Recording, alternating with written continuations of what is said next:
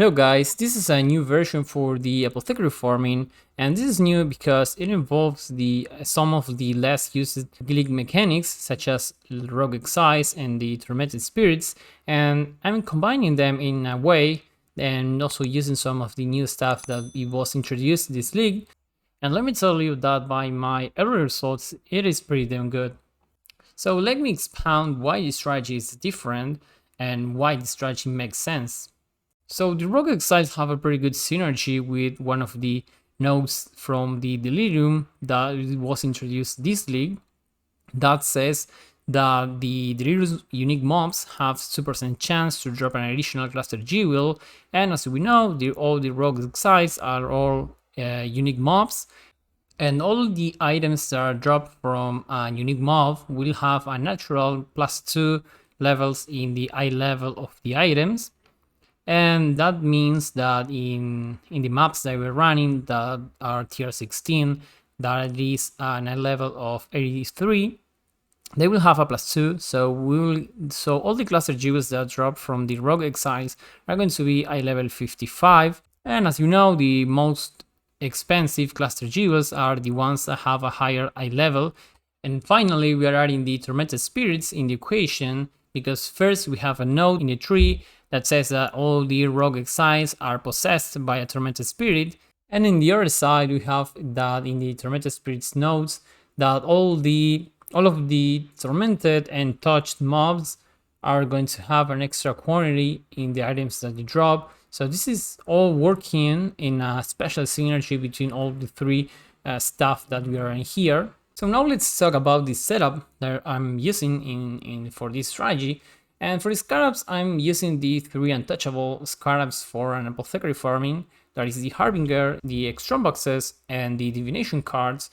These are basically the core scarabs for this strategy, wherever you see, whatever variation you see. And the fourth scarabs is one to add more tormented spirits, and this will make that a lot of our mobs in your maps, all of them at least are going to be touched or are going to be possessed by a spirit, and they all are going to be affected by the extra quant amount from the Atlas 3 nodes that we talked in the layer before. For the sextants, I'm using the two mandatory ones that are the ones for the enraged strongboxes, and the one that adds 2 extra strongboxes in your maps.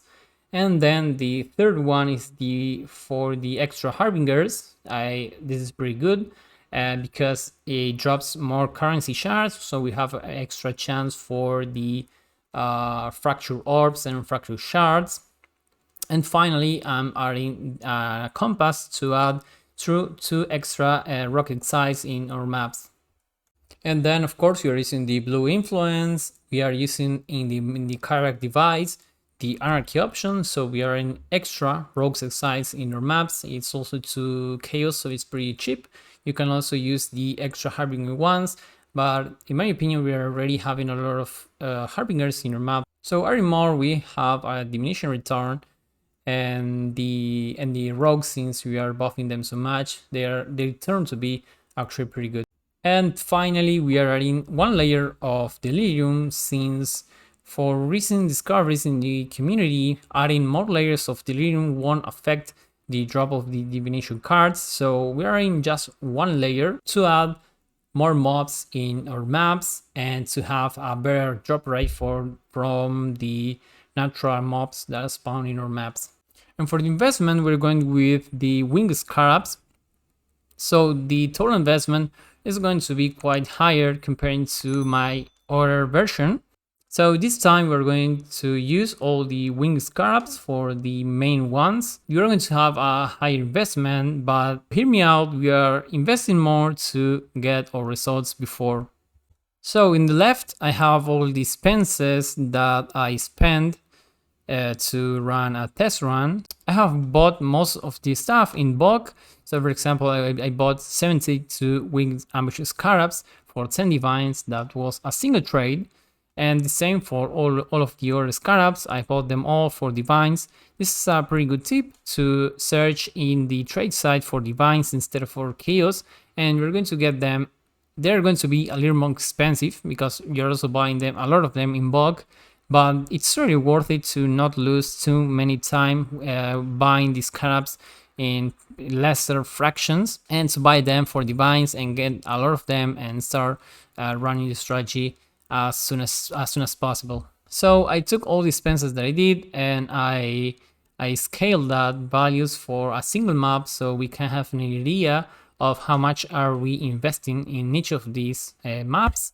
So as you can see, that's the image in the right, and I'm also adding the map device for the anarchy, and we have a total amount of 189 chaos per map. So comparing to my last strategy, this is quite higher, since the last one it was around 100 chaos. So we are almost investing the double of the last time comparing to the last time. But as I said, we're investing more to get the results way before. So before we end the video, we're going to take a look at the ATA tree. And first thing to mention is that I'm using only 132 points. So first of all, the stuff that is unusual is the rogue exile things. So we're investing in this little weird wing we have here from the start for this rogue cluster.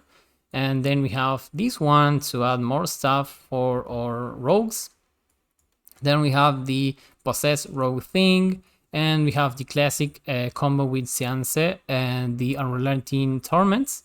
We are fully investing in harbingers. We are adding this cluster, and this cluster. And then the same for the strong boxes, since we are in here for the operative and extra chance for the open the boxes again, and the double drop here. And we are in the blue influence, and yeah, that's basically it for the tree. And we have the top hat and the special node for the delirium, that is the ones to drop more clusters. And these three little nodes, be sure to take those from the upper side, because they add more chance for the cluster jewels drop from the mobs. And finally, I added some of the beyond mobs, so we can have some extra mobs in your maps. So for as reference, we are killing around 3k of mobs in each one of the maps. I did measure it with an incubator. So, and finally, I decided to add some of the shrine stuff to make our character a little bit stronger. Sometimes we're going to get the shrine that gives us some extra action speed. Yeah, and that's it for the strategy. As a little spoiler, since we are in game, I'm doing a 40 maps test run. I did drop an Apothecary. So yeah, let's say that we are getting a lot of stuff, a lot of clusters, divines, and see you guys in the next video about the results of this test run.